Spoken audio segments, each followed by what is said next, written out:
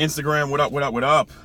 Today we're talking about social media and how social media, in my opinion, is the Matrix. Now, if you remember this movie, the Matrix was this world in which people thought it was real, or were living in this world that was very much so fake, but it felt real. It felt real, but they didn't realize that they were living a lie.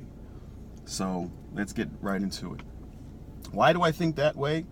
Because social media is this awesome, happy world where no one has any problems, where no one is going through anything. Everything is beautiful. Everybody is celebrating their accomplishments, which they should. I don't want you to take this the wrong way. Celebrating your accomplishments and the positive things I'm about to say, you should do. It's just that it's lopsided. So, people are celebrating their accomplishments. Hey, I got this new car. I got this new job, new promotion. Hey, here's me on vacation. Here's my outfit. I'm fresh for the club tonight.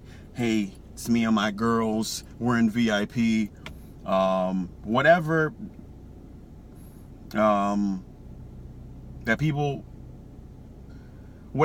people usually think is positive or what resonates with them, they tend to post, right?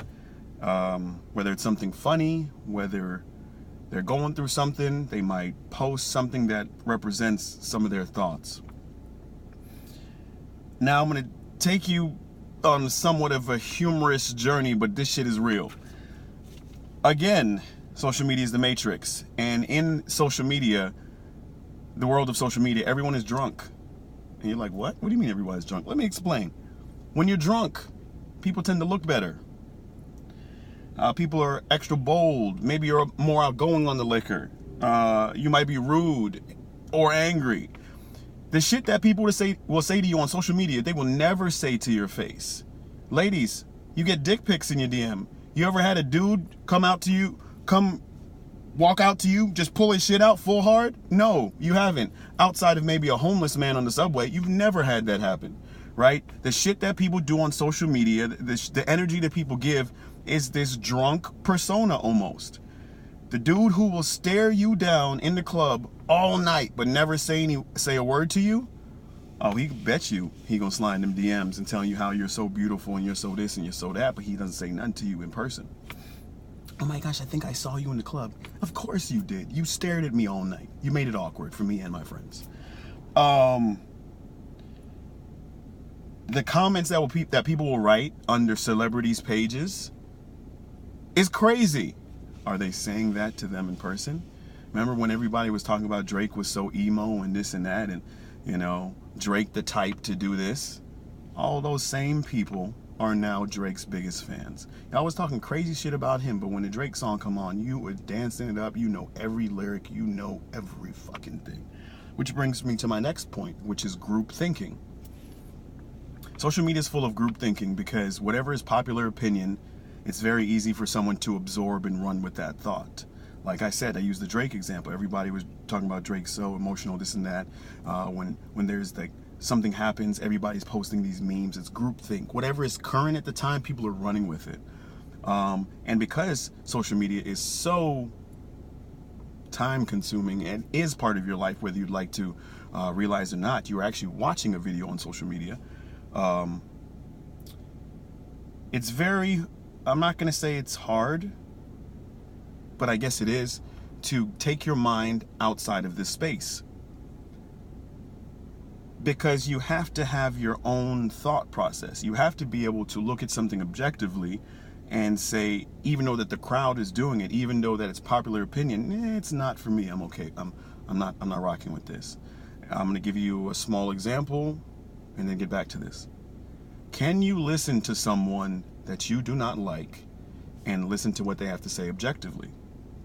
If Donald Trump says 10 things, and 2 out of the 10 things actually you agree with, do you disagree with those 2 things that he said that you would normally agree with if somebody else said it? Or throw the whole shit away just because he's him? Or are you objective enough to say, well, he was right on this, I can actually agree with this, but the rest of the 8 things, nah, bro, get out of here. Which brings me to this example. If you follow someone on social media that you do not like, that you have a negative view on, unless you are objective enough, you're not going to like anything that they post. So you should probably unfollow them, or maybe put them on mute, because you just don't want to see nothing that they post. You have a negative view of them until you get to that point to where you're mature enough, emotionally mature enough to say, even though I don't necessarily like this person, I can get with what they're saying. And the last thing that I want to touch on is the power of social media and the trends that it brings, positive or negative, and what it's like to grow up with social media versus having lived before social media. I have a video at least 2 months ago, maybe. I'm talking about how my generation, we didn't have social media, and we saw the invention of the internet in the first place, and then we saw MySpace, we saw Facebook, we saw Facebook,